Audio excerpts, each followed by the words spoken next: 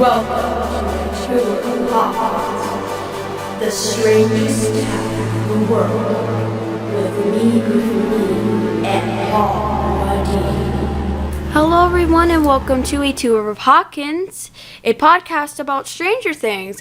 As always, I'm Giffiny, your host, and I also have Paul Muad'dib of several other podcasts. Say hello to the viewers, Paul.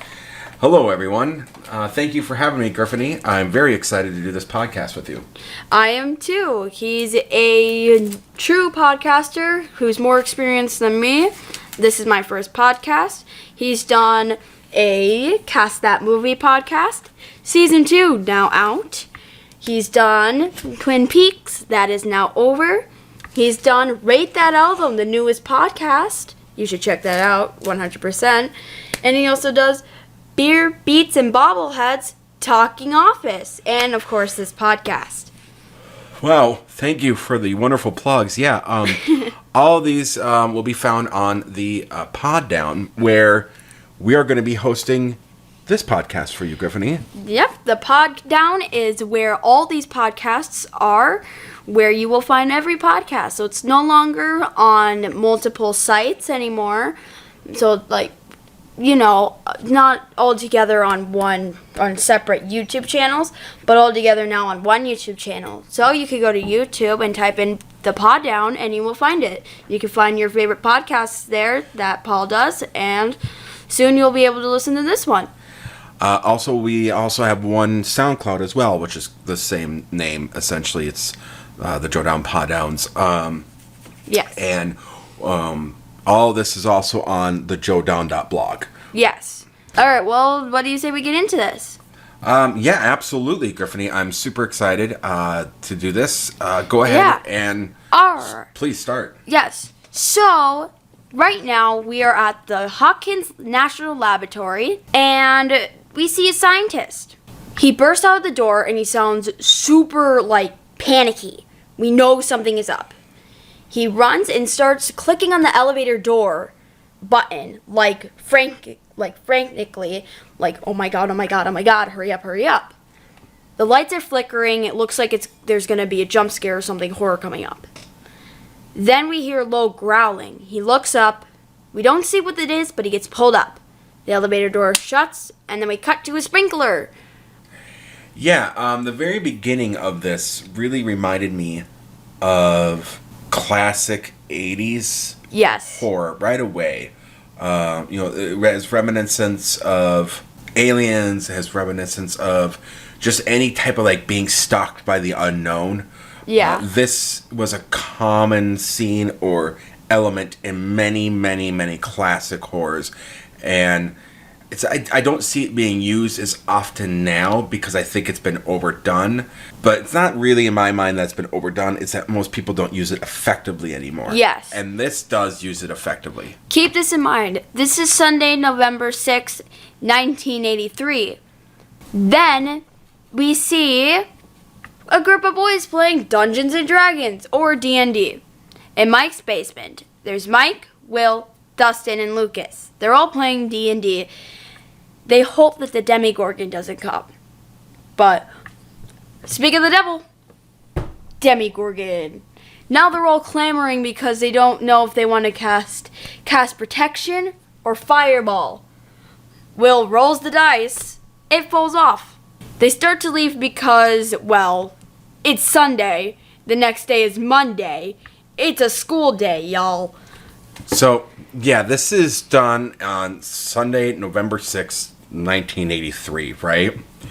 And back in that time, you got to understand that in 83, let's talk a little bit about 1983. Yeah. 1983 was the video game crash. Yeah. So what was going on was Atari, ColecoVision were the two frontrunners really in video gaming. And they made their prominence in late 70s. Really, 1981 was the true explosion of it. Yeah. Well, the true renaissance of video gaming came when the Nintendo came out, but that wasn't until 1985 over here in the U.S. So between 1983 and 1985, video games were really no one bought them. And what was happening because of that time was everyone was making their own video game system. Sears had their own video game system that only played games for that. And that really, it became so saturated with these exclusivity consoles. So D&D became a big thing among people that maybe were getting into video games or things like that, and just video game crashed. So they went, and really that's when you saw an explosion of Dungeons and Dragons was in this early 80s, caused by that video game crash. Talking a little bit about Dungeons and Dragons, if you're unfamiliar with it, which maybe some people are, that are in the Stranger Things, I mean, this had mass appeal. This show has mass appeal. Yes. It's, there's people in there that maybe have never played D&D, but have heard of it. So you get kind of the general idea, but what it is you make up these characters, you use your imagination. And if you ever played a video game role-playing game, essentially you have this character sheet, and you make a character. Now, unlike some video games, say like Cyberpunk. Oh, boy. We're not going to get into that. But where you have a pre-made character that you have to play, and all you can do is just mess with their stats. With D&D, you start from absolute nothing. You create the character top to bottom. So you become really attached to their characters. So when you have something like a Demigorgon, which is a massively difficult enemy in Dungeons and Dragons lore, you freak out. And that's essentially why they're freaking out so bad when this thing shows up, and he's so excited when he's rolling the dice, because dice is how you attack. Yes. So, yeah, now understand that this is in 1983. It is not 1983. It's 1983. But here's the thing. This was not recorded in 1983, buddy. You're right. It wasn't recorded in 1983, but I'm putting it in context of the time. Yes, it really feels like, though. It really does. And I'm excited to see you kind of get into that. But just throwing my little piece in here, this is first edition D&D. So there is now, I think, 5th edition, and it's all changed, kind of the dice and things like that. So some people were kind of harping on the dice that they were using. Yeah. And it's like, well, you got to understand that it's a different edition than what you're used to. So there you go. Okay, sorry. Yeah, it's okay. So then Mike's mother comes down. Karen comes down. The original Karen. She comes down and says, it's 15 after 8, guys. You gotta go, because it's a school night and Mike's gotta go to bed. Mike doesn't really want to go to bed because it's gonna ruin the flow. It's a Sunday night. This is a real Karen coming up here. So I want to talk a little bit about that, because again, I did this kind of thing in played not in 1983. I'm not that old, but I was only 2. I played multiple different role-playing games, and what we would do is we would start on a Friday after school and have sleepover parties, like for weekends. We would maybe stay at one house that night and then bring everything over maybe to another house the next night. But we plan these things because these campaigns can be incredibly long. When I was in high school, there was a teacher that allowed us to stay after school to play role-playing games in his classroom. That's awesome. It was really, really cool. It was his way of keeping us, safe and doing whatever we were going to do, supervise and let us play these games. But it got really infuriating to me because school would end at about 3:15 and we could only be there till 5. So again, some of these campaigns, as they're called, which is the adventure, can take 20, 30 hours to play, depending on who's making the game and things like that. So this scene kind of bothered me because it's like, really? Like, you guys would have done this on another night where it wasn't a Sunday if you were going to play this long of a campaign. Well, maybe they did start on Saturday, but they started at, let's say the afternoon, and they only got through, 5 hours of it. And they got through, another 5 hours or something along those lines. Well, maybe. And Yeah. I'm going to give it the benefit of the doubt, obviously. But this is just something that I'm bringing up from my life experience on that. Now, I just thought that was weird. Yeah. So, anyways, Dustin finds a pizza box. Lucky him, there's some last pizza. He offers it to Will and Lucas. No. Just no. He goes up to Nancy's room. So, you're probably asking, who the heck is Nancy? Nancy is Mike's sister, who is talking to her friend, Barb. Dustin offers Nancy to the last slice of pizza. Her response? A door slammed in his face. Then, here's the funniest moment probably in this first episode. Okay, maybe not the funniest, but a pretty funny moment with Dustin in this episode. He thinks Nancy has a stick up her butt. And you get they talk a little bit about how she used to be cool with them and she's not. And yeah. So one of the big things with this show to me is it's very much what's called a coming of age story, right? Yes. So, she's in high school now and her world is changing. She's not, wanting to be around her younger brother as much because she's starting to have a high school life. She's starting to have a life outside of the house and outside the family union. Yeah. So, yeah, and then Will and Dustin, they get sent out. Will and Dustin are riding their bikes home, and they decide a race so that if Will wins, he gets Dustin's X-Men 134. Now, you had something interesting to say about this. Easter egg time! It's Easter egg time! Today's Easter egg is this. Today's Easter egg is Dustin's X-Men number 134, talking about Phoenix. Phoenix is a Marvel character who has telekinesis, meaning mind control powers. You will meet a character named 11 who has mind control powers or telekinesis. Yeah, one of the really cool things about this show is they do little things like that, and that really foreshadow if if you're into the nerddom of the show. There's some really cool stuff there that will kind of lay out some things, and they do this in every season. Oh yeah. Yeah. So, yeah, I thought that was really cool when you told me that. Yeah. So they're having a race. And Will obviously wins. And Dustin's like, I lost this race. So, as Will bikes his way into a restricted area due to a lab, where there's like a restricted lab, he goes into Mirkwood, which is his home, by Hawkins Laboratory. Yes. So, Mirkwood is a name from... It was used in Lord of the Rings and The Hobbit, okay? But Mirkwood originates from a forest in Old Norse mythology, called the word meaning Darkwood or Black Forest. So it's used to call the green in Lord of the Rings, excuse me. The Hobbit. Yeah, and The Hobbit.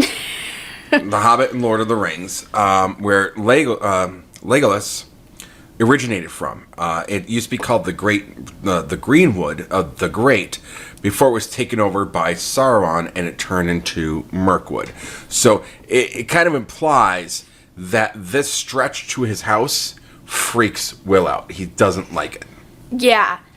Oh, and one more thing, I will get into this. Here's another little Easter egg, which we'll get into that again. As he's biking down, his light on his bike starts to flicker. You might also notice on Mike's garage, his lights flicker.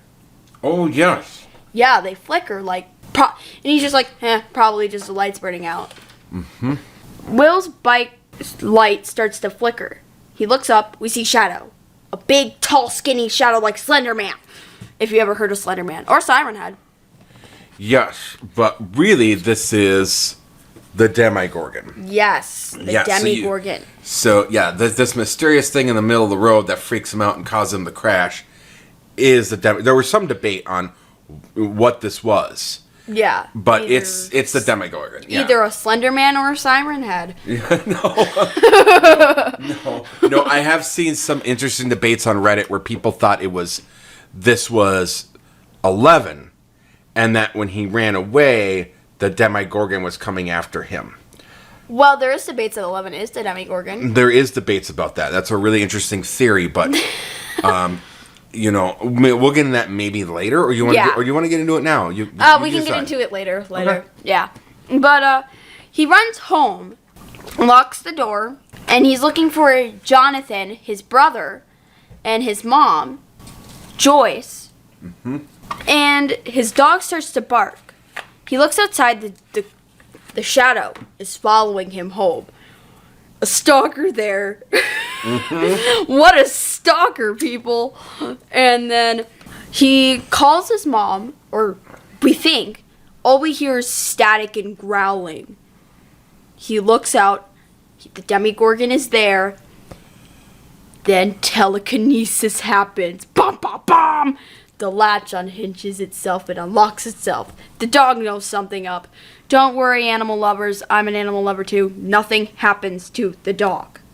He runs into his shed, starts to load a shotgun, holds it up to the side of the door, like to the front of the shack door, but then it's behind him.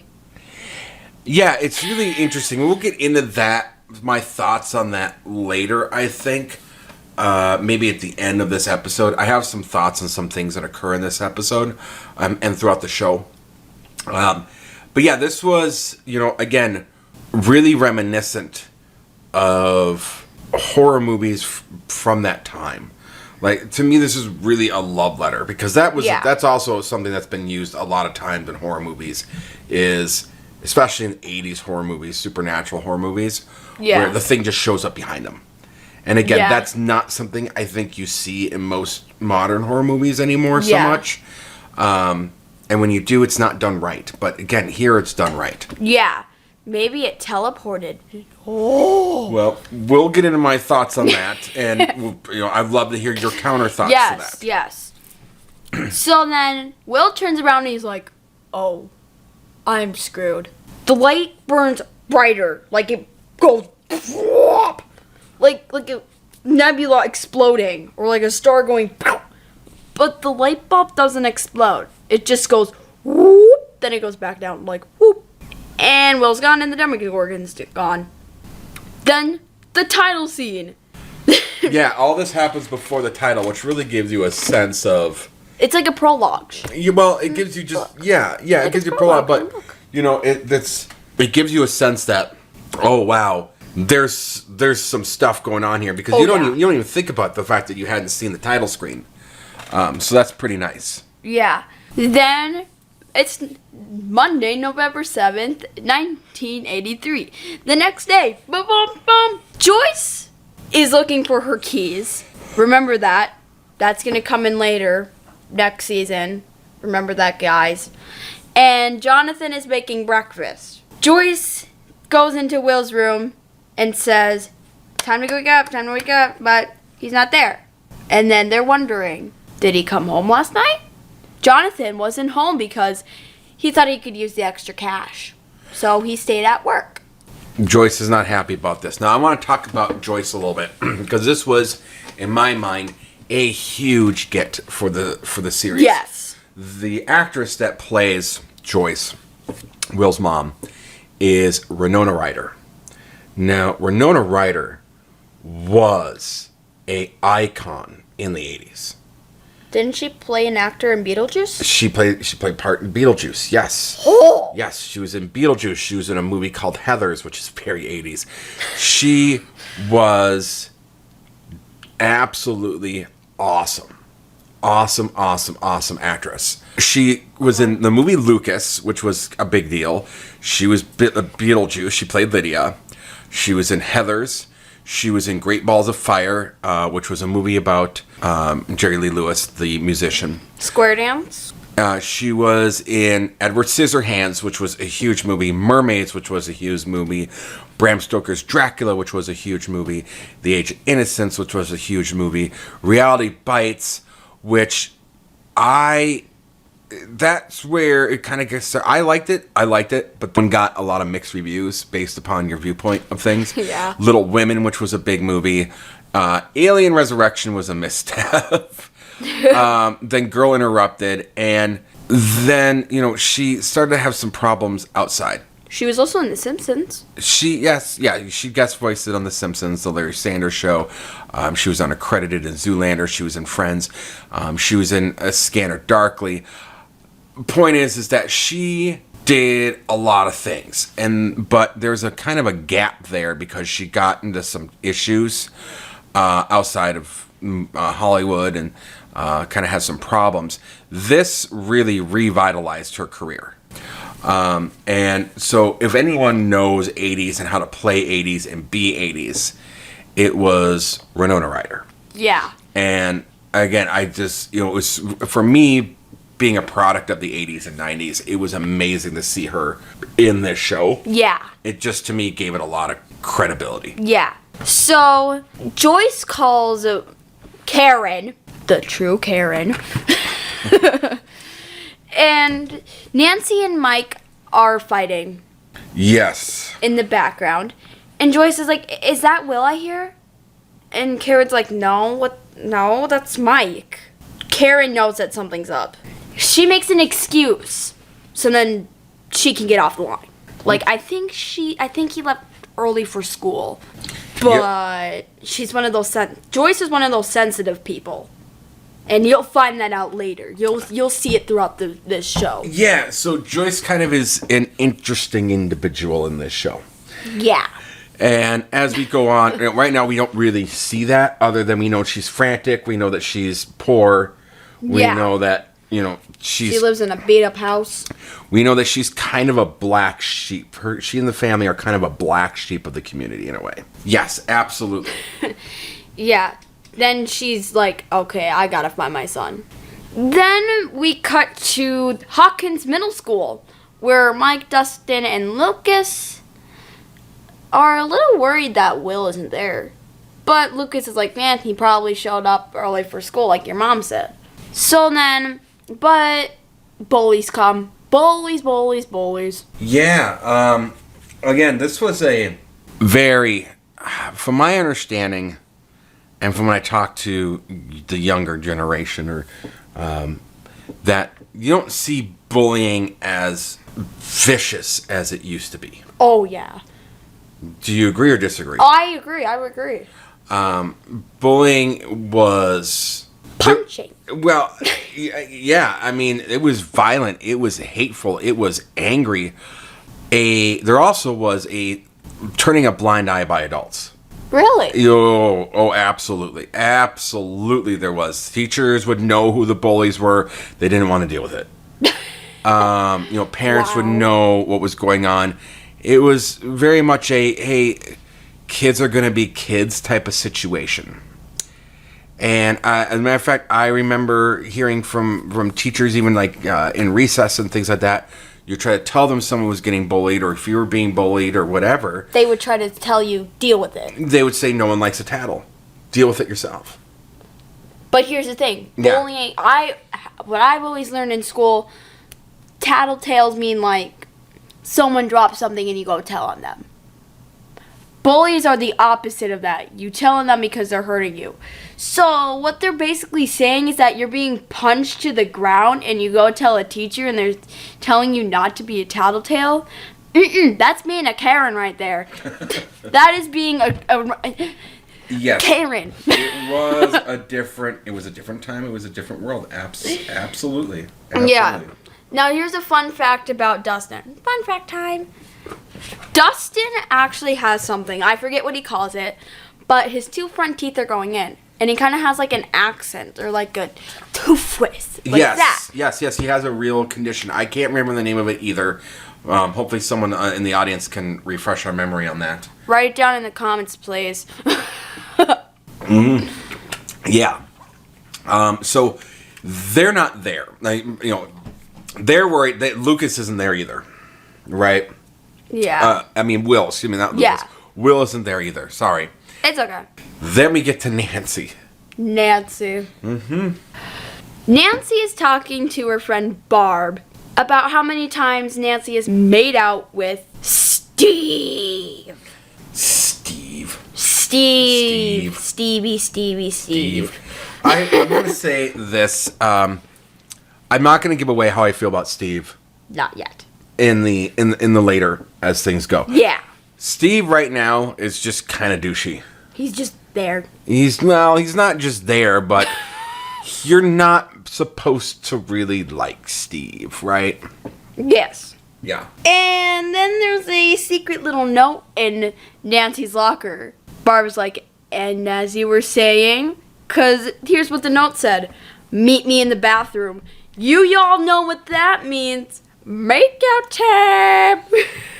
Yes, it does. Yeah, I mean, again, in the 80s, teachers turn a blind eye to a lot of things. Yeah. Like making out in bathrooms. Yes, even in the 90s, they turn. I mean, the stuff I got away with. What did you get away with? I'm not going to tell on this podcast. But yeah, there was this whole notion that, if it's kind of like you see in police movies where I don't want to write up, this is going to be a long report. I'm not going to bother, right? Yeah, like someone gets murdered. Yeah, well, but I mean, just like, the good guy does something that police like, this take too long to write up or whatever, right? Yeah. That's essentially how teachers and faculty were back in the day. They didn't want to deal with it. They didn't want to deal with hearing from the parents and that type of thing because we already dealt with it. Well, and they go, a lot of times they know the parents.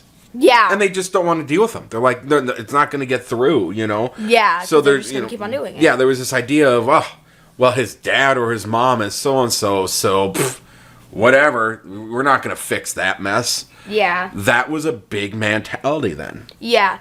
So, as they're making out in the bathroom, Nancy says, I have to go. Like, I literally have to go. And meaning she has to leave to go do her test. Mm-hmm. Steve wants to, air quote, study with her, which is another way of getting into her pants. Yes. Yeah, absolutely. I mean, we say that all the time.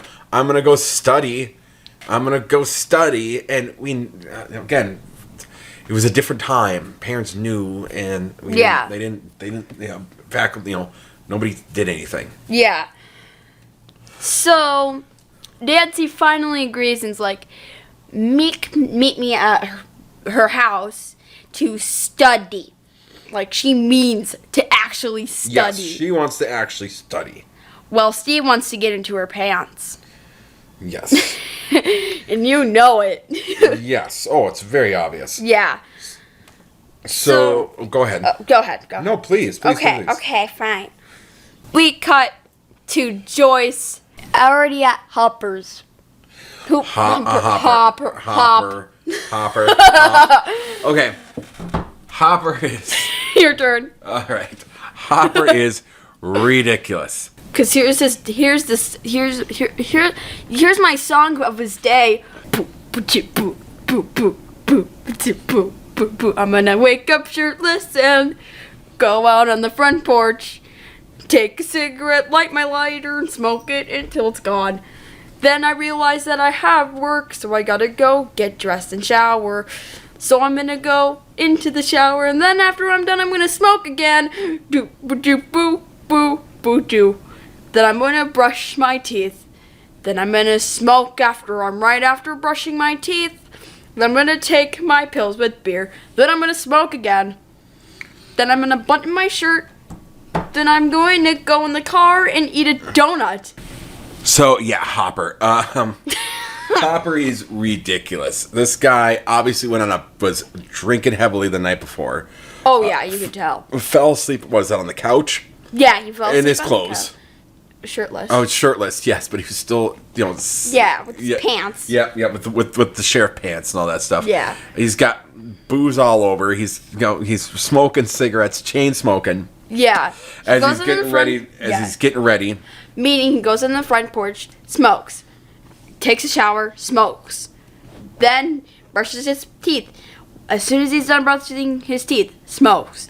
Yes. Now takes his pills, drinks a beer, smokes. Yeah, he drinks a beer before going to the sheriff to go to the sheriff's station. And again, let's talk about the culture. Smoking was far more acceptable in the 80s. Oh yeah, in the 70s, 80s. And to give you guys an idea, in the 40s and 50s, doctors were recommending cigarettes. Yeah, yeah. Why? It was the science wasn't there, and cigarettes. There's big money there. That is a $1 billion operation. Even back in the 80s, it was a $1 billion operation. So it gives you an idea just how much money was in there. And there's a lot of things that they did in order to prevent the information coming out that everyone knows now about smoking. Meaning nicotine. Well, people, quote, knew nicotine was addicting, but didn't, right? Again, the science wasn't really there. Yeah. The studies to investigate that were really blocked by the money that the cigarette companies would throw at government. Yeah. And there was a big deal with the movie companies and cigarette companies. They would, let's get a sponsor that, we'll get some money help make the money from the smoking companies and tobacco industry. Yeah, it was a really, really different time. So, and again, also a little different, especially in the 70s and early 80s. Drinking and driving wasn't as heavily hated as it is now. People would drink and drive?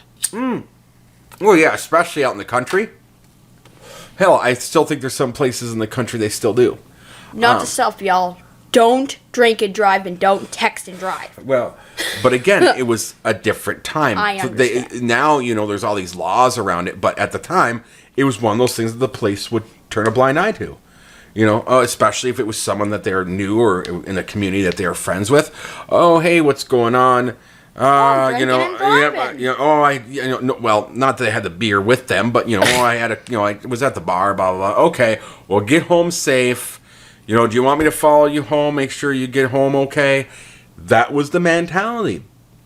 It was way different. So I think that gets lost on a newer audience on this show, where a lot of these concepts are very foreign to them, but this is what it was. That's not okay. It's not that it was okay. It's, again, I'm not condoning it. I'm just explaining what the time was. Let me on. After he buttons his shirt and goes to work, he grabs a donut. And you know that he's drunk. He's like, oh, hey, morning, guys. Morning, Flo. Oh, Slurpee. He's not necessarily... Okay. He's not... I don't think he's drunk. I think he's hungover. Okay, what's the difference? Let me explain a little bit about this. There is a difference.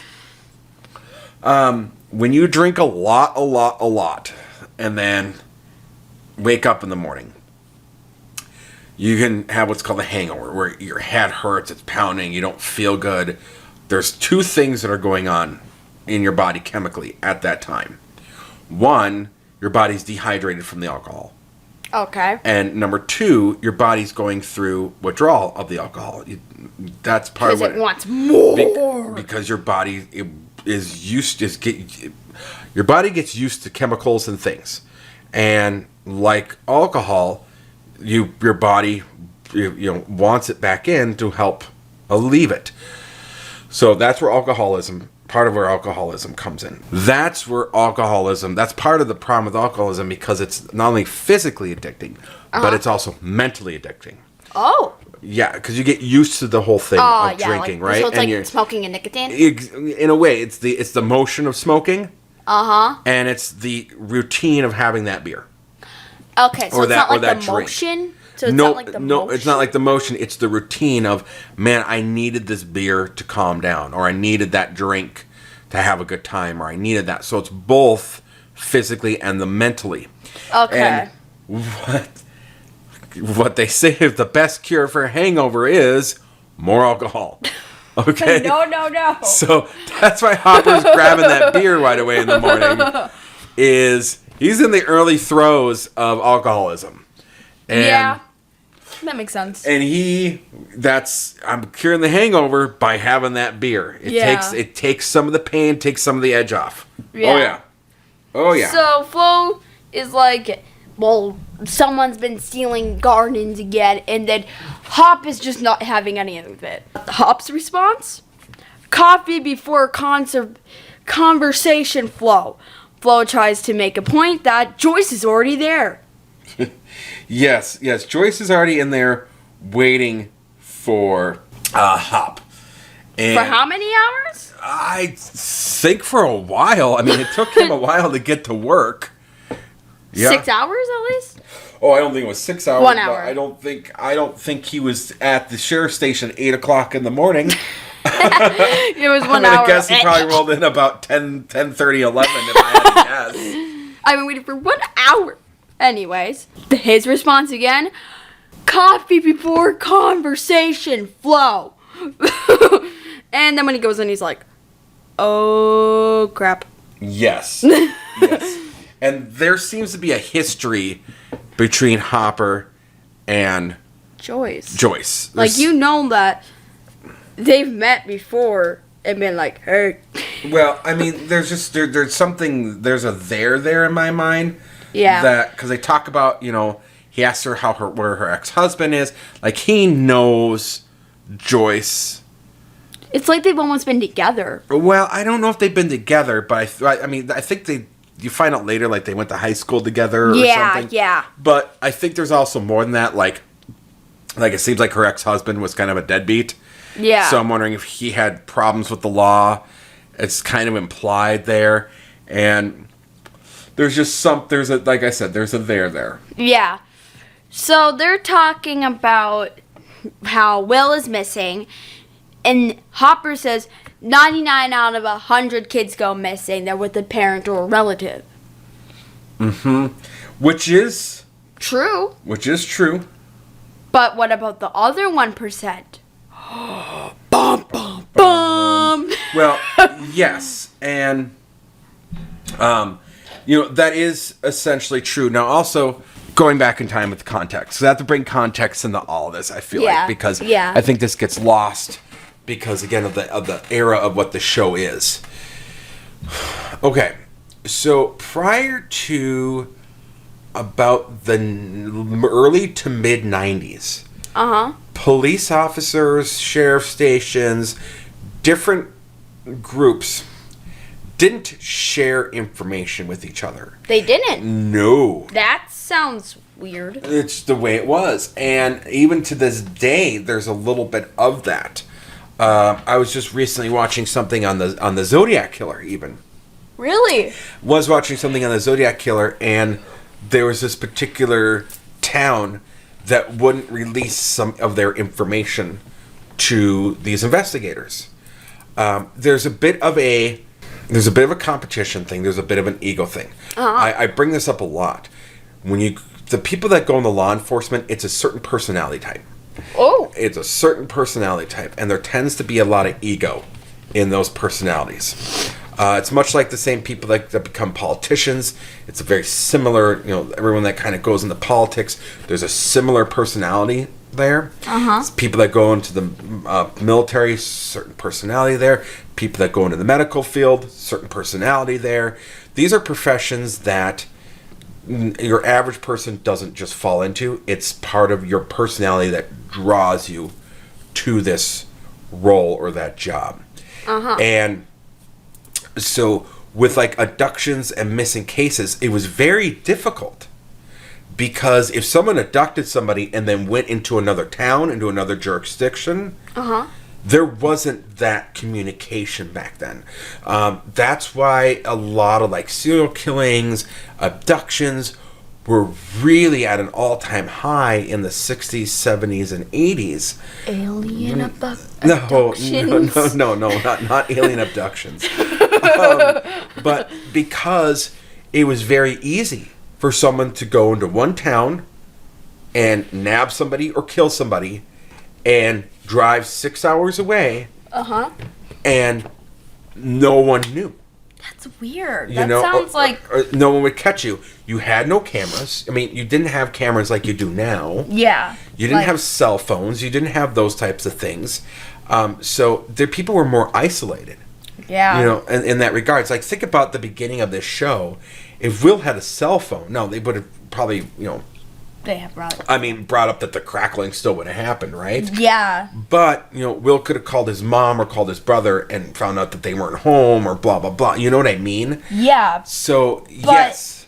But with that monster thingy, Demigorgon there, I have a little theory on that. Oh, okay. Could the Demigorgon have some kind of electricity thing? Well, Because, now, here's a little thing. Y'all know the upside down. If the upside down is the opposite of the upside up, could the Demigorgon talk on the phone well, that's in the upside down? So then it's like, hello, Mom? And the Demigorgon's like, which translates to, hey, I'm coming to eat you. well it's possible. It's very, very, I mean, I'll get into my thoughts on that later because I don't want to go there quite yet. Okay. But yeah, so I just wanted to bring that up in that regards that, yeah, I mean, you know, it was very easy for police to say things like, you know, 90% of people that get abducted are people, someone that you know. 99, yeah, whatever. Which isn't I should take back what I said earlier. That isn't like a real statistic, but it's up there. It's up there. Yeah, it's up there. It's, you know, but yeah, so it was, cops didn't want to deal with missing persons because it was like pulling teeth to get information from the surrounding areas. Because no one wanted to share that information, or if another person found out, they'd be like, oh no, we don't have anything, and then they'd launch their own investigation, because again, they wanted the credit for catching that person, because it was egos. It's not about a collective helping, it's about a detective's or a office's reputation and ego. So, the long story short, classified information. And long story short, it was, again... just like what Hopper did, a lot of these places would just say, Nope. Yeah. Nope, I'm not going to deal with it. I'm not going to deal with it. And unfortunately, it's gotten better. Yeah. But that mentality still exists within the law enforcement. Okay, moving on. So, then Joyce says that she will call her ex. Yes, because she doesn't want Hopper reaching out to him, right? Yeah. So again, there's that history. Lonnie. Yeah, Lonnie. And again, there's that there's that there, right? Yeah. Yeah. So then we cut to Hawkins' lab again. They're getting in like the bio stuff, like bio trans thingy suits. That if you watched the movie Aliens, you will know, like, okay, so take, like, the alien suit from Aliens, from the movie Aliens, but put it into a white, weird, homemade, terrible-looking version of it. Yeah, you're talking about the containment suits. Yes, containment suits. Yes, and again, technology wasn't all that great back then. Yeah, so it looks containment suits were not that awesome back then, and it was more of a placebo than it was more of the idea that, oh, I'm in this thing so I'm going to be safe, but they weren't as good as they are now. Or take like like a bee suit, like a bee free suit. Take that, but put a fat plastic hose thing, stick it to the back of it, and just duct tape it. That's basically what it was. Pretty much. And then, which was really impressive of how they did that, because then they didn't, but then like have like a plastic cover on it.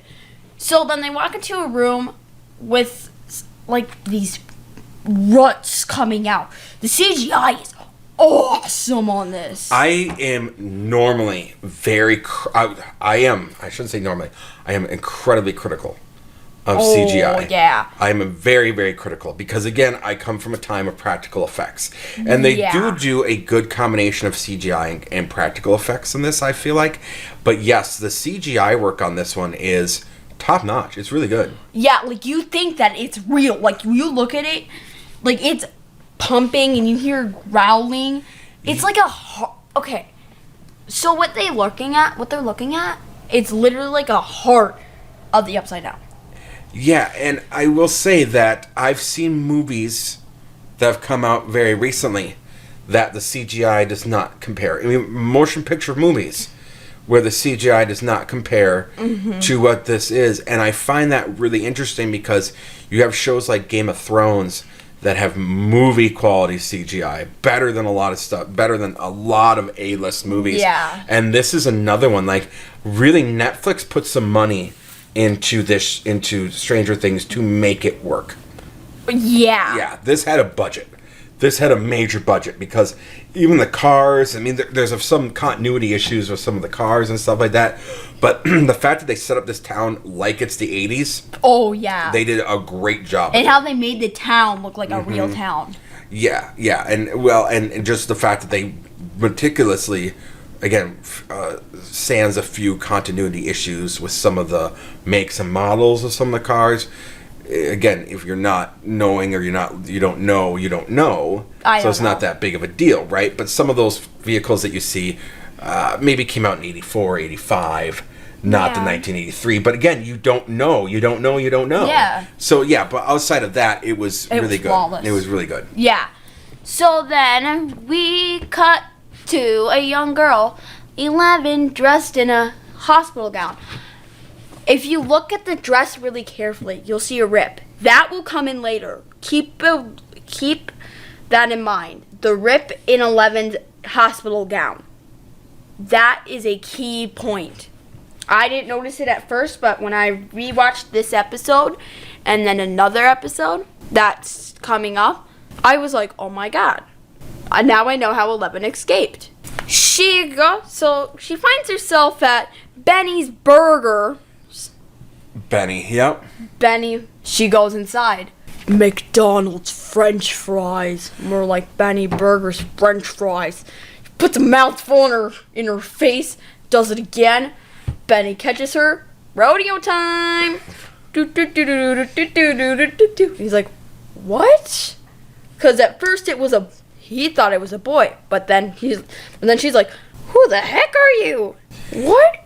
Yeah, Benny, because of the shaped hair, things that he thought it was a boy.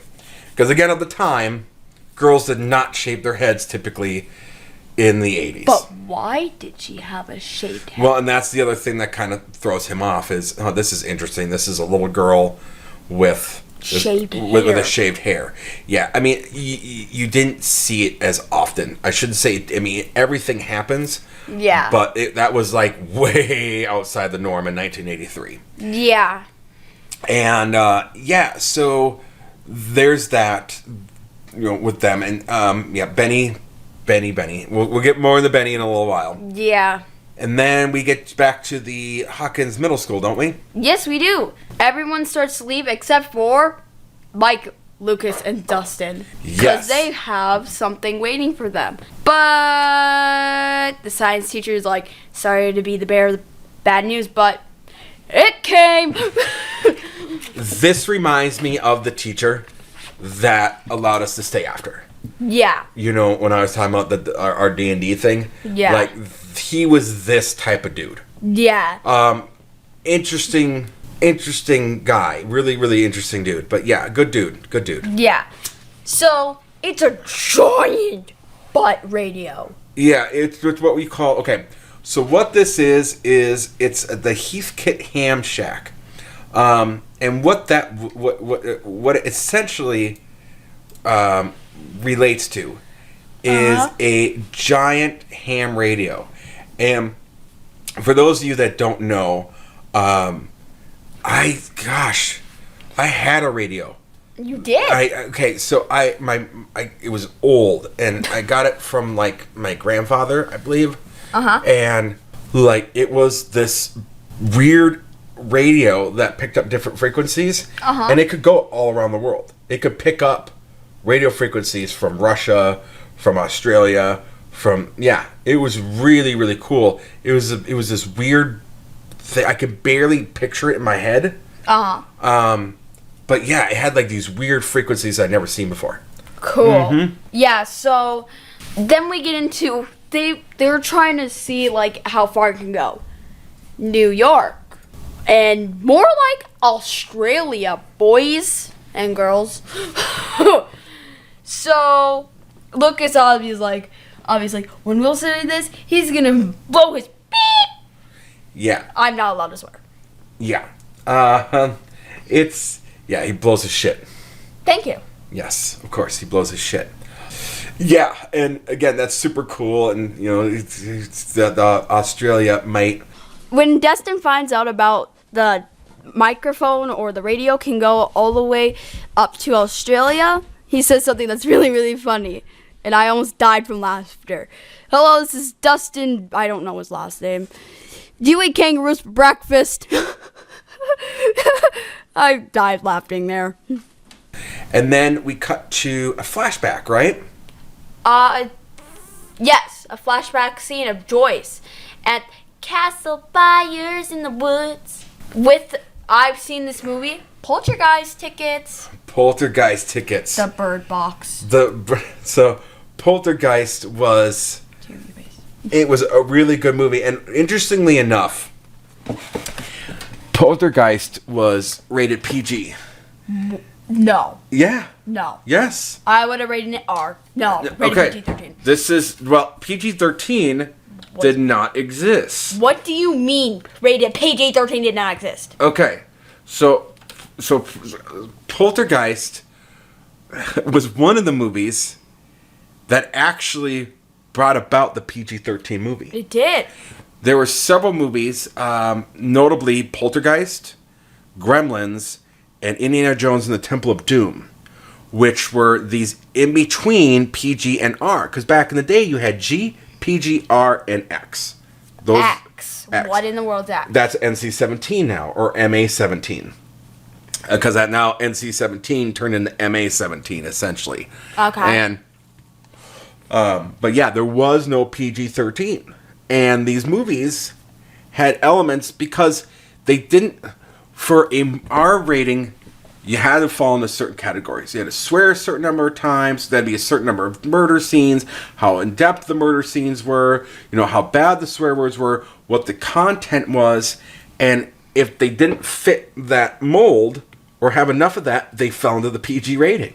No. Yeah. I'm going to say something. There's a G-rated movie called All the President's Men.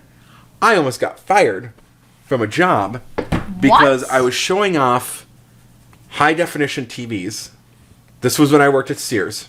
I was working at Sears in the electronics department, and I had a movie playing to show off the high def. And I saw the rating G. And I was like, okay, great. And in it, fuck you and fuck you. And that was playing in the store. And the loss prevention dude came over and chewed my ass. You're like, I'm sorry, I didn't know. Like, it was G. And he even yelled at me. He's like, you should know G movies were different. No, I didn't. Again, I mean, you know, so I even looked in that thing. Because again, that movie was from like the 60s or the 70s. But yeah, like, think about now a G-rated movie dropping the F-bomb. Oh God! Would never happen. It would be a PG-13. Mm-hmm. So no, 2 Fs. Yeah, that movie would have been a PG-13. That movie would not have been an R, or that movie actually would have been a PG-13. No, because of the F-bombs, it would have been a PG-13. Yeah. Because I think you're allowed to say fuck once or twice in a PG-13. No, maybe 3 times. I don't believe it's 3 times. 3 times gets you an R. It's once or twice, depending on the context that it's used. yeah, that would have gotten, that G-rated movie would be a PG-13 nowadays. So, yeah. So that's all you heard throughout the whole thing. You're like, oh shit. Yes. Yeah. Yeah. I was like, oh shit. And so yeah, it was so I just want to bring that up is that you've seen Poltergeist and you go and you think to yourself, that's not a PG movie. Yeah. But again, I'm just bringing up the context of the time because that's, I think, the best thing I can bring to this podcast is explaining the era that it was put in. So basically you're trying to say that a PG movie would have to have 2 fucks in it. Yes. Yes. No. Anyways. So Will is like, I'm not allowed. I thought I wasn't allowed to see Poltergeist. Mm-hmm. But Joyce had changed her mind. Which is probably a bad call on her part. Yeah! Way bad call on her part. Will was a little young. Will was a little young for Poltergeist. As long as you're not afraid of my mommy witch anymore. I'm not a baby. Anyway. Yes. But then we go back to a present time, and they're at the same fort, Castle Byers, thinking that maybe he was you gotta indicate Jonathan and Joyce are there. Yeah, sorry, Jonathan and Joyce are there. My apologies, Giffiny. It's fine. It's fine, Paul. Anyways. Will is not there. No, and then we cut back to Benny's Burgers, where Benny is really a cool guy. He's trying to feed her and do all these things, and he's trying to get a name from her. And she's not a talker. She's not a talker, and he sees the 11 on the 011 tattooed on her, and that even that's like a big shaped head, tattooed number on her. What is this, kid? What the fuck is going on? Right. and here's the thing now. You have to be 18 or older to have a tattoo. Back then, I think it was like 13 or older. No. I think, was it 16 with parent approval, with parental approval. Again, things were different. So if a parent said yes to things, you could do it. I remember on my 16th birthday, I had a beer. On my 16th birthday. Nice. Because my parents allowed me to. Because at the restaurant we were at, we're his parents, he can drink. Yeah. Times were different. It was different times. No, I wouldn't drink a beer. I don't like soda, guys, nor beer. I've never had a soda in my life. If somebody asked me for beer, if my parents asked me for beer, I'd say nope. You've never had soda? Never had soda. Huh. I mean, I might have had it like once or twice, but oh my god. The reason why I hate soda, it fizzles and tingles in my mouth and I could taste all the chemicals. Yeah, no, I get it. It was no bueno. Yeah. I actually cut out soda because of the same thing. I Really? actually just had soda not too long ago. Yeah, I just had soda not too long ago. Because Sprite? Yeah, Sprite. Yep, I love Sprite. Yes, funny. How'd you know that? I don't, coincidence? Yeah, that's interesting. But yeah, I do. Sprite's my bag. I haven't had soda in almost a year, I think. Why? Because I cut it out and I lost weight by cutting it out. Did you quit caffeine for some reason or something? Yes, I quit. So, yes, I had some medical things. I quit caffeine, and then after quitting caffeine, I was at the point drinking Sprite and coffee, decaf coffee, and I just made the choice of just eventually cutting it out. I'm like, why am I drinking this stuff? Water's fine. Yeah. And but I just had soda not too long ago. Because I got this coupon for pizzas. This is way off topic, you guys. Okay. I got coupon for pizza, and I tried it, and yeah, it burned my throat. That's what I'm going through. Like, it burns. You can taste the chemicals. It's like, Yeah, there definitely is a chemical taste to soda. Like, having not drank it for a long period of time and drinking again, yeah, I couldn't do more than one glass. I was like, no, I can't do this. Yeah. Yeah. So anyways, Bobby's trying to get a straight answer out of 11, but she just wants to eat, which I'm a little confused on. She's like she hasn't eaten in a month. Yeah, she's super hungry. Like, anyways, he takes the food away, and 11's like, my food. You can see it on her face, like, my food. And then he's like, all right, well, if you don't talk, you're not gonna have your food. And he starts walking away. 11. He's like, I'll be damned. And yes, and then he gives her the food back. Yeah, but before, he's like, what does it mean? She points to herself and says, 11. Yes, and then he realizes that's her name. So then he makes a call. Which was a bad idea. Well, we'll get to that. We'll get to the bad idea. But yeah, he makes a call to basically social services, and someone's tapping into the calls. Yeah, but it's late at night. Yeah, well, no, not he makes the call, but someone was tapping in to the phone lines. Yeah. Trying to find 11, and you could put two and two together and go, it's the lab. Yeah. And then Hopper with his officers, Powell and Callahan. Yeah. Are on the road where Will crashed his bike. They find it tipped over and abandoned. Realize this is probably a bigger deal. Yeah. And should probably be giving Joyce a little bit more credence to what she's saying. Like, she's even asking, is there blood on it? Like, is there anything on it? Mm-hmm. And meanwhile, Joyce tries to call Lonnie. But we get Cynthia. Yeah, we get Cynthia, who just hangs up on her. And she's like, damn it. She needs a damn doll, y'all. Yes. You can buy some. You Not can. sponsored. Then Hopper shows up With to the house. With the bike. Yeah, with the bike. And he starts to kind of freak out. And he, for some reason, goes to the shed. The light flickers like it did before. And then... But no, it goes out. Yeah, it goes out. That's right. It goes out. And then you hear some squelching. Yeah, you hear some noises.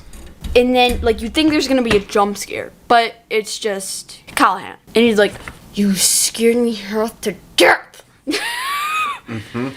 So they go back and, like, call Flo, get a search team. There's something bigger going on. Then we cut to Mike and his family sitting around the dinner table. Yeah, Mike wants to go look for Will. No. Mom freaks out. Because, like, am I speaking Chinese around here? Nobody's going out until they find Will. Yeah. That's a Karen. Well, that was a common expression back in the day, too. And that and eat all your food, there's starving children in China. Nancy wants to go study at Barb's. And Mom's like, no, nobody's leaving until Will is found. And Nancy gets upset. They fight with Mike. Mike reveals that she has this boyfriend, Steve. The dad doesn't handle anything. What'd I do? Yeah. Yeah. And we'll get, there's more that goes on with Karen and I forget the husband's name at this point. Bob? Tom. That will happen in later seasons. Yeah. But really, at this point, they're kind of just in the background, just being more of a plot device. Like because, Karen and Steve. Yeah, so the search party goes out and looks for Will. And then Mr. Clark, which is the science teacher, says that Will's a good student and that Hawk used to be at that school. Yep. And then mentions that he has a daughter, I had to make something. She sadly died. She died of cancer. Yes, his daughter died of cancer. At the age of 6, I think. Yeah, which, again, shows... Okay, so this is a character device. Yeah. That is used a lot, where a hero or a protagonist in a story has past personal demons. This is a trope that's used a lot. Yeah. And it justifies the... it justifies the means that they're at this point. Yeah. And then the idea of a story is allowing them to, giving them the opportunity to cope and conquer this personal demon. Yeah. Because in American, this is very American, by the way. It is. This is very American.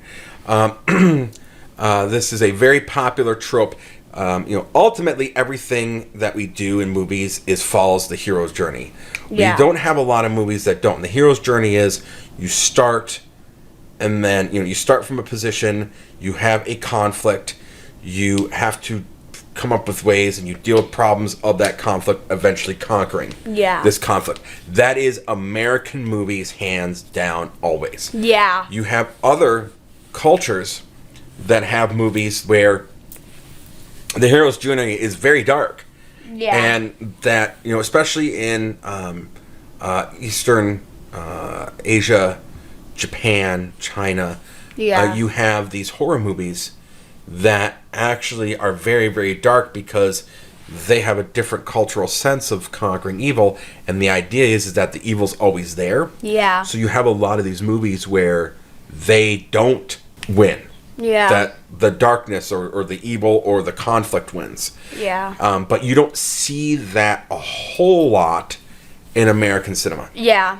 But his daughter died at, I think, age of 5 or 6 due to cancer. Very hard story. Yeah, it's a difficult watch. Yeah. What? Rest in peace, Sarah. Rest in peace. Yeah. It's a difficult scene. It's a difficult scene. It's a very difficult scene. You'll see it in one of the episodes. Very difficult. So then Lucas and Mike are on their super comms. Now, this is also getting into this ham radio thing. I had a ham radio license. You did? I did. I had a handheld thing. And what's really interesting is that I don't think in 83 you necessarily needed a license to operate one of those things. You could just go out to a store and buy one. You didn't have to you'd have to have a license to operate on certain frequencies. But because some of them were like Russia. No. Military or police officer or medical band. What? Yeah. So you mean I could literally go to the store right now, buy a radio? Not now. No, now it's heavily regulated. But back in the day, you didn't have to. You could be an amateur ham radio and you didn't need a license. So you mean I could go get a license right now, then get a radio, listen to a veterinary thing, and be like, yes. Well, I don't think there's a lot of veterinary. But yes, essentially you could apply for this license and then be able to use a ham radio. Yes. What are the requirements? Giffiny, that's what Google's for. That's what Google's for. Don't ask me because, again, I don't have any interest in it anymore, but I'm just saying, again, culture time, this is what it is. Good thing I have one. Anyways. So then, Steve is trying to get into Nancy's bedroom. Mike spots her. Mike spots him. Yep, because they decide that they're going to leave. Now, this is the tropes that I'm talking about, real quick. Steve is trying to get into Nancy's bedroom. Mike spots her. Mike spots him. Yep, because they decide that they're going to leave. Now, this is the tropes that I'm talking about, real quick. Yeah. Okay. Parents in these types of movies are supposed to be dumb. They're supposed to be clueless and not know what their kids are doing. Okay? I really believe, because I think Mike opens up the garage door. Yeah. You're going to hear that in the house. You're going to. You're going to hear that. I mean, I can hear when the garage door opens up in my house. Yeah. I'm sure you can too. Oh, I can hear it a lot. Yeah. So, it's kind of silly that here's Mike getting out of the garage door, the parents don't know, at the same time that Steve's sneaking into the house and the parents don't know. You have to suspend disbelief because they have to allow these things to happen. Well, I'm in my house. Sometimes when the garage door opens, I don't hear it from my living room. Which is weird. Fair enough. So, they might have a larger house than me. Just saying, I have a teeny tiny house, guys. 2-story. It's, no, not 2-story. 2 floors. So we got an upstairs and a basement with only, 3 bedrooms? So then they go out because they said that they, when they were playing D&D, Will could have casted Fireball, but instead he did a protection spell. No, he could have cast protection, but he did fire. Yes, thank you. He put himself into danger. He put himself in the danger for the team. Yes. And the roll was a 7, by the way. The roll was a 7, but it rolled off the table. Well, It was the 7. The Demogorgon got him. Remember that line, y'all. And remember the game. Okay. A shadow creeps up behind you, hungry for blood. That goes right to the Demogorgon. The whole game is based on this first season. Yeah, essentially the D&D game is playing out. It's like the main story. Yes. All right. Sorry, Giffiny. It's okay. So Benny is doing the dishes. Yeah. It's nighttime now, and like, then probably like 11. Yeah, it's got to be somewhere. It's got to be like late. 10:30. Well, it's November. Yeah. No, it gets dark probably around 8ish. So this is probably around 9, 10 o'clock at night. Yeah. I'm gonna say. And he's like, the roads ain't so bad, but someone pops up and is like, no. And he remembers, like, he recognizes a voice. But then, rip Benny. Yeah, so what happens is that Benny, this woman shows up for social services. Social services is not going to show up at 10 o'clock at night or 11 o'clock at night. Yeah. One person isn't going to just show up at 11 o'clock at night. It's going to be several. Yeah, and, well, it may be a social worker, but that social worker is going to show up during a daytime, right? Yeah. And, he invites her in. He kind of comments that it's late, and she doesn't sound like the person that he talked to, and she shoots him, and then people from the lab come in, and this is... 11's like, Yep. oh shit. Yep, and 11 uses her telekinesis power, which we saw briefly used on the fan that was making noise. Yes, the fan. She's just like, He's like, the fan is annoying me. Oh, yeah! You don't see the fight scene with 11, but Bobby does die. Yes, Benny. Benny does die. So rip Benny. But here's the thing. If you remember that Benny got killed on the floor, how did he get in the chair with the gun in his hand? Okay, but we're the only ones that know that. Yes! We're the only ones that know that. However, you bring up a really good point because we have forensics now. Yeah. So they would have investigated the murder scene and been like, hey, wait a minute, this guy died on the floor, his body was moved. You didn't have those kind of investigations again in the 80s. You didn't? In the 70s and 80s. Forensic was a real specialty back in, like, you didn't have that outside of very large community, like large cities or like major capitals of states. That's weird. Yeah, it just did not exist very well. All you had was the police detectives, and it was on them and how good they were on assessing a homicide scene. But you didn't have these teams come in and assess it and then tell the homicide team what was going on per se, or you did, but these people were not real specialized, and they'd come in and they just go, "Yep, here it was," blah blah blah.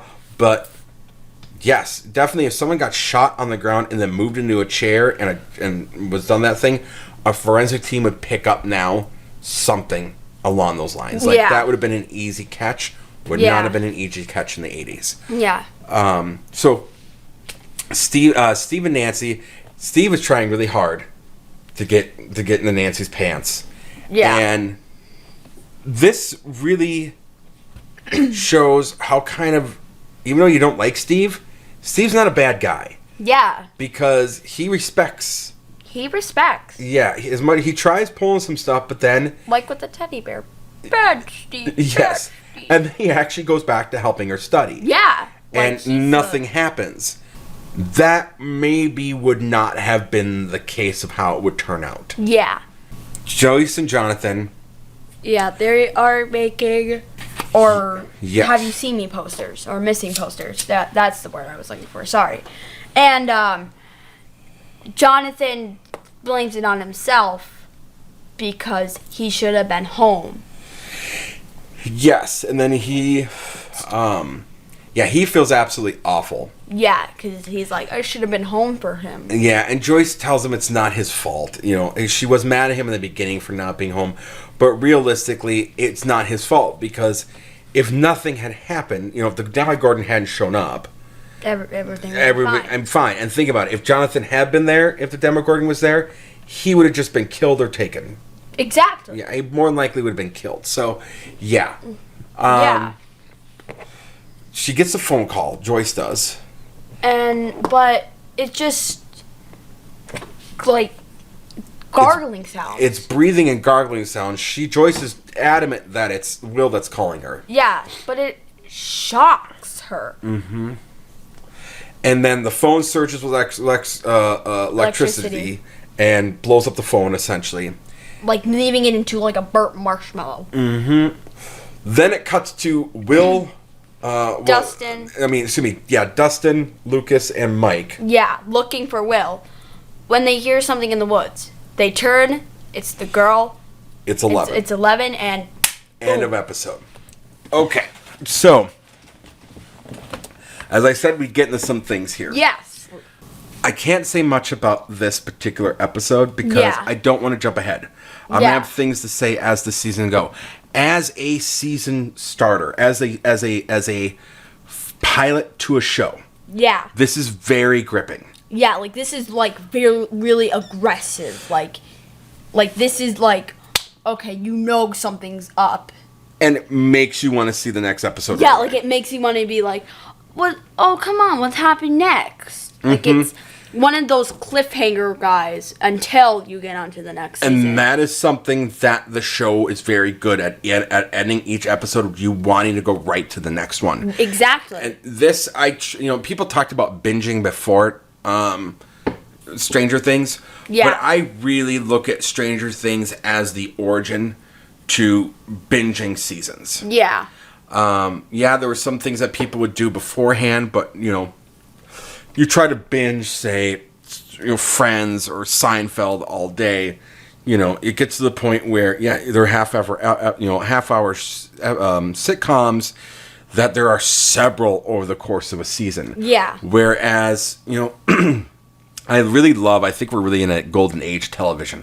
Oh, because you're getting something like 8 episodes a season, 10 episodes a season, and you can watch them all day or watch 3-4 episodes at once. Yeah. Or watch 2-3 and be like a 2-hour long or 3-hour long movie. Yeah. And that's really what this show also feels like to me, is an 8-hour long movie. Yeah. And how they made that TV, like that old TV, that was I was impressed. Yeah, well, again, the old CRT TVs, they're almost impossible to find now.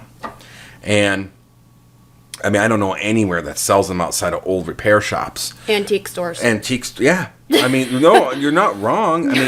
I don't... You said you don't know anywhere else except for a repair shop. Yeah. Antique stores. Yeah. I go anywhere, you can't find a CRT anywhere. And that's what they're called, CRT, cathode radio tube televisions, which are the big fat televisions. Yeah, that's what I was saying. I have a flat screen. But yes, I know next episode... It's bang, they go right off the bat. But I'm going to have more to say at the end of the next couple of episodes versus this one. Yeah. But overall, I absolutely love this as a pilot. Yeah. Paul, do the honors of telling about the season challenges. Yes. So Giffiny told me about this before we started. She has a challenge for everyone. So every season, she's going to come with a challenge and a prize. This one's going to be more of a this for that. What she has is she has her own picture of a Demogorgon that she signed and that she will put in a scan and give you a digital version of it. And in return, but in order to win this, she wants you to draw your own picture of a Demogorgon and send it in to her. What is the email that they can find you at, Giffiny? The email is tourofhawkins@gmail.com.